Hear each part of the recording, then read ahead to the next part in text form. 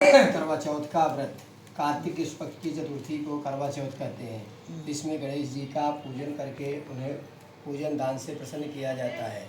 इसमें गेहूं का करवा भर के पूजन किया जाता है और विवाहित लड़कियों के यहाँ चीनी के करवे पीहर से भेजे जाते हैं तथा इसमें निम्नलिखित कहानी सुनकर चंद्रोदय में अर्घ्य देकर व्रत खोला जाता है। कथा: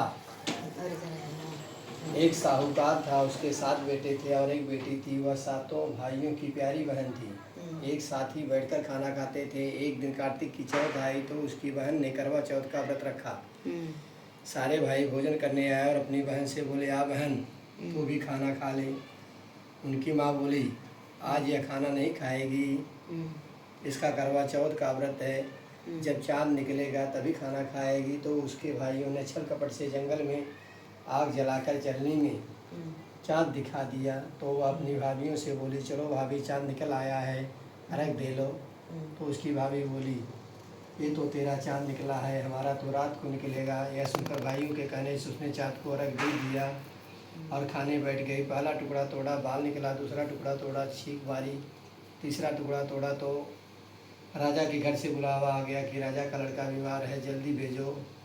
माँ ने लड़की के पहनने के लिए 3 बार संदूक खोला, तीनों बार सफ़ेद कपड़े निकले। अब उसको सफ़ेद कपड़े पहनाकर ही ससुराल भेज दिया। और माँ ने लड़की के पल्ले में एक सोने का सिक्का बांध दिया और बोली, रास्ते में जो भी मिले उसके पैर छूते हुए जाना, जो तुझे सुहाग की आशीष दे उसे सोने का सिक्का दे देना और पल्ले को गांठ लगा लेना। अब उसे रास्ते में जो कोई भी मिला सबके पैर छुए, पर किसी ने भी सुहाग की आशीष नहीं दिया। अब वह ससुराल में आई तो दरवाजे पर छोटी ननद खड़ी थी। वह उसके पैर पड़ी तो ननद बोली, सीली हो, सपूती हो, 7 बेटों की माँ हो, मेरे भाई का सुख देख। सब उसने सोने का सिक्का ननद को देकर पल्ले को गांठ मार ली। उसके बाद वह अंदर आई। आकर देखा कि उसका पति मरा पड़ा है। अब वह उसे लेकर एक कोठरी में बैठी रही। 1 साल तक उसकी सेवा की। उसकी सास बांदी के हाथ बची खुची रोटी भेज देती।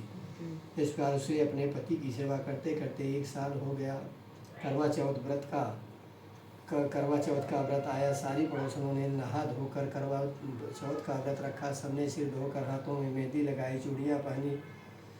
वह सब देखती रही। एक पड़ोसन बोली, तू भी करवा चौथ का व्रत कर ले। तब वह बोली, मैं कैसे करूं? तो वह बोली, चौथ माता की कृपा से सब ठीक हो जाएगा। उसके कहने से उसने भी व्रत रखा। थोड़ी देर के बाद करवे बेचने वाली आई। करवे लो, करवे लो, दी करवे लो, भाइयों की प्यारी करवे लो, ये करवे वाली, मेरे को भी एक करवे दे जा। वह कहने लगी, मेरी दूसरी बहन आएगी, वो तेरे को करवे देगी। दूसरी आई, करवे लो, भाइयों की प्यारी बहनें, करवे लो, ये करवे वाली, मेरे को भी एक करवे दे जा। तो वह बोली, मेरी तीसरी बहन आएगी तो तेरे को करवे देगी। इस तरह 5 बहन आकर चली गई, पर किसी ने भी करवे नहीं दिए। फिर छठी बहन आई और बोली, मेरी 7वीं बहन आएगी, वह तुझे करवे देगी। बस तू सारे रास्ते में कांटे बिखेर कर रख देना। जब वह खूब चिल्लाती हुई आएगी तो उसके पैर में कांटा चुभ जाएगा। तब तू सुई लेकर बैठ जाना और उसका पैर पकड़कर रोना छोड़कर मत, और उसके पैर का कांटा निकाल देना। तो वह तेरे को आशीर्वाद देगी। भाई जियो साईं जियो। जब वह मुझे आशीर्वाद देगी तो तुम उससे करवे मांग लेना। जब वह मुझे करवे देकर आएगी तो तू उजमन करना, जिससे तेरा पति अच्छा हो जाएगा। अब उसने वैसा ही किया। सारे रास्ते में कांटे बिछा दिए। जब वह करवे लेकर खूब चिल्लाती हुई आई तो उसके पैर में कांटा चुभ गया।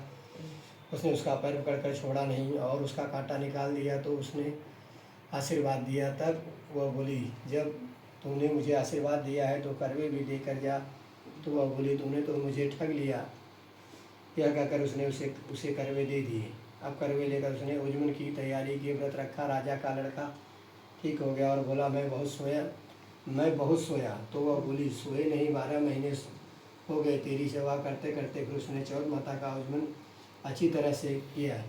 अब उसने चौथ माता की कहानी सुनी और उजमन किया। अब ये दोनों चौसर खेलने लग गए। इतने में उसकी बादी तेल की पली और गुड़ की डली लेकर आ गई और दोनों को खेलते देख वादी सासू से जाकर बोली, महल में खूब रौनक है, तेरी बहू चौसर खार सार खेल रही है।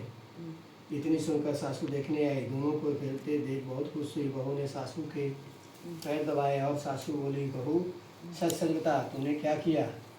उसने सारा हाल अपनी सासू को बताया। राजा ने सारे शहर में ढिंढोरा पिटवाया कि अपने पति की जीवन सुरक्षा के लिए सब बहनें करवा चौथ का व्रत रखें। पहले करवे को अपने पीहर में जाकर उज्जमन करें।